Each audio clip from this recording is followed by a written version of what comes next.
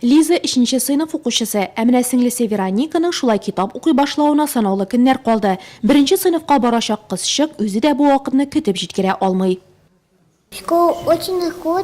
Мәктәпкә барасым, укыйсым килә, яңа дусларым булсын иде. Мәктәпкә бераз әзерләнәм, укыйм, алфавит өйрәнәм.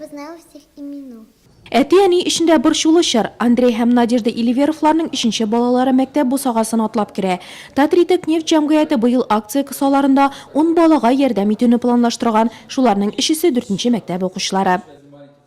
Мы ежегодно участвуем в этой акции, и причем мы Без ел сайын бу акциядә катнашабыз. Нурлат районы буенча гына түгел, эшчәнлек алып барылучы башка муниципаль берәмлекләрдә дә балаларга мәктәпкә җыенырга булышабыз. Ярдәм иткән балаларны исәпләп бетерерлек түгел, бик күп. Киләчәктә дә шундый акцияләрдә катнашырга уйлыйбыз. Бу бик кирәк эш. Кешеләргә игелеклелек, шәфкатьлелек һәм якыныңа ярдәм итү кебек сыйфатлар ят булмавын күрсәтә торган чара. которая лишний раз подчеркивает. В нашей семье 3 ребенка идет в школу. Безнең гаиләбездә 3нче бала мәктәпкә бара. Барысында әзерләүе бик авыр. Шуңа да бу ярдәм кирәк иде.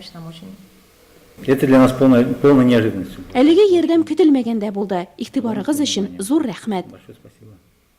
Будем одну пятерку получать. Яңа уку елында 4нче мәктәптә 1нче сыйныфлар өчен 3 класс булдырылып, аларда 86 сабый белем иленә сәяхәтен башлар дип көтелә. Барлыгы учреждениедә 700-гә якын укучы белем алачак. Нурлат нефтчеләре Марат Ибрахимовка да мәктәпкә әзерләнергә булышты. Мәктәп букчасы һәм уку әсбаплары тулы пакет әбисе Гүзәлия Мотыйгуллинага тапшырылды.